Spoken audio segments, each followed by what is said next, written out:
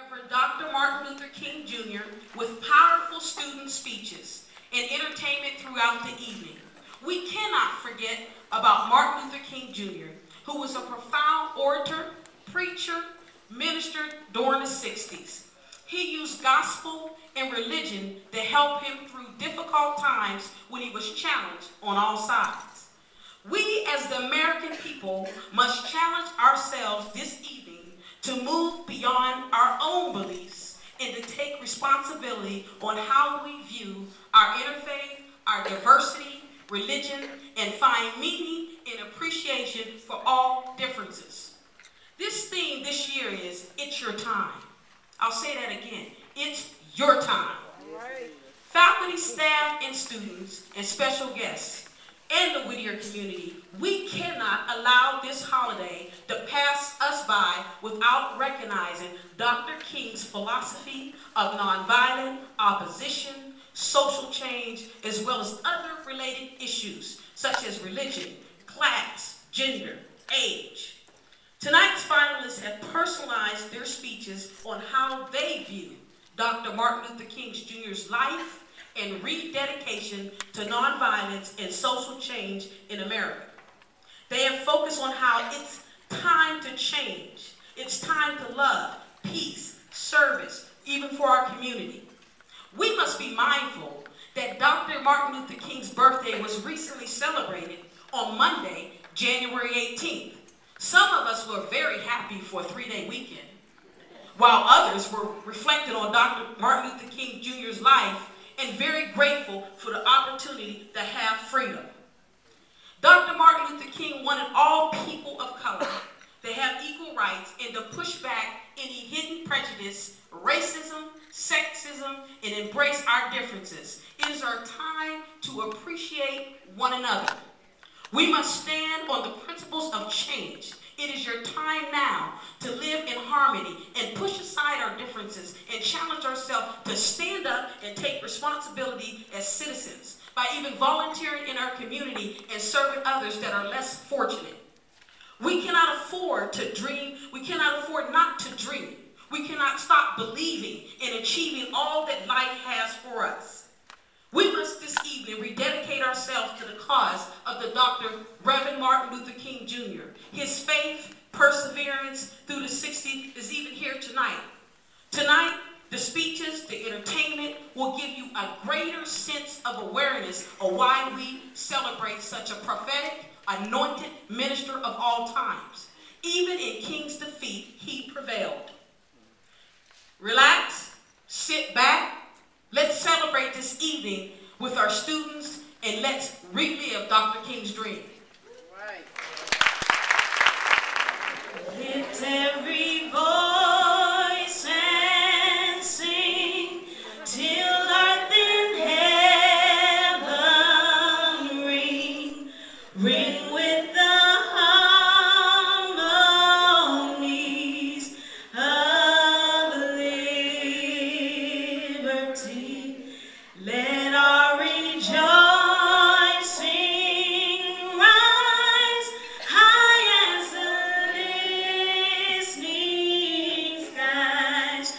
Let it resound loud as the rolling sea. Oh, sing a song full of the faith that the dark past has taught us. Sing a song full of the hope that the present. Great things that are about to happen here on April 13th. Fred is running for the Whittier City Council. So we're having a program tonight, but I'm also pumping up, somebody say give it up for Fred. Fred Harthorne. Let's welcome the alumni poet, Mr. Fred Harthorne. Come on out to your master ceremony. Give it up for Fred. There's also posters on the table back there. He has cards. No tennis shoes yet or sports gear, but he has a lot of things out there, so feel free to take his card. Let's give it up again for Mr. Fred Harthorne. How's everybody doing tonight? I'll tip you later, Della, for that one, all right? Somebody tell me why were we treated so bad?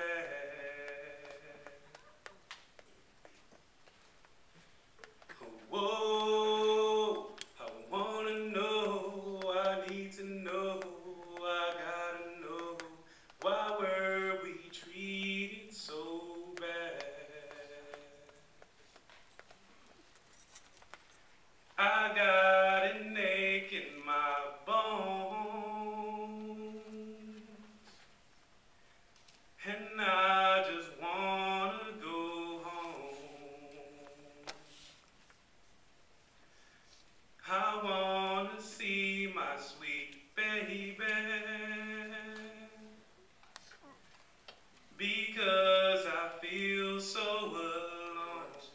We know that they were the Zords to help us battle this unholy past, in order for us to be free at last.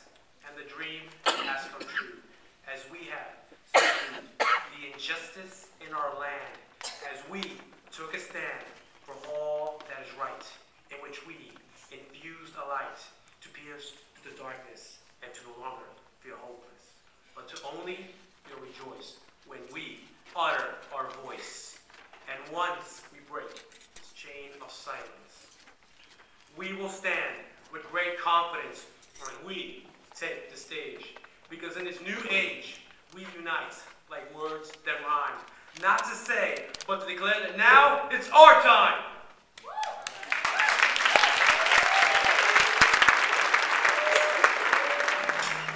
How could this be?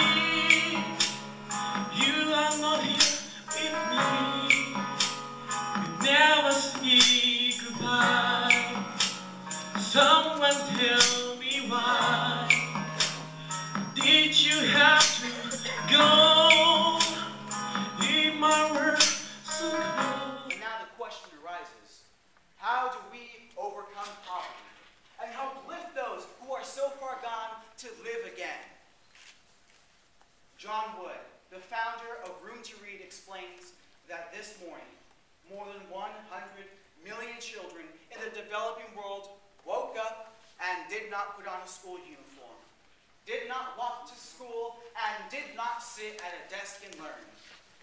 An even bigger issue is that almost 800 million people in the developing world are illiterate. That's 1 out of every 8 human beings. Education has always been an effective method of eradicating poverty and addressing the issues of this world. However, all over the world, education lacks because the opportunity isn't present. A dream that became a reality. Dreams are extraordinary. They do not limit us, they do not judge us, but open doors to possibilities. It is interesting how a dream can change over time. When I was 5, I wanted to be a teacher. When I was 12, I dreamt of becoming a famous movie star. And now I dream of becoming the first Latina president of Whittier College. I was inspired by teachers, friends, and best of all, my family. We must understand that our planet functions as an ecological organism, meaning that everything should function in perfect balance. It is time that we as individuals take responsibility for our actions and band together in order to influence change for the course of tomorrow. It is time that we learn to live together as brothers and sisters or perish together as fools. We have to put an end to the doldrums of racial profiling. Who we are in these fleeting days collectively defines our identities. And if you let such harsh feelings penetrate your life, you only perpetuate the rage and fear in those around you, and your love dwindles. So is there something in your life that causes negativity within you? Is there a person, a group, a political dilemma, a moral issue that makes you angry, that makes you hate? If you have the potential to hate, you possess the power to love. And still, as the government fights enemies and wars costing billions, while poverty in America overwhelms millions, How is it possible that we are capable of making bombs, dropping bombs, and killing, while our welfare system is a weak attempt to solve the unbearable culture of poverty?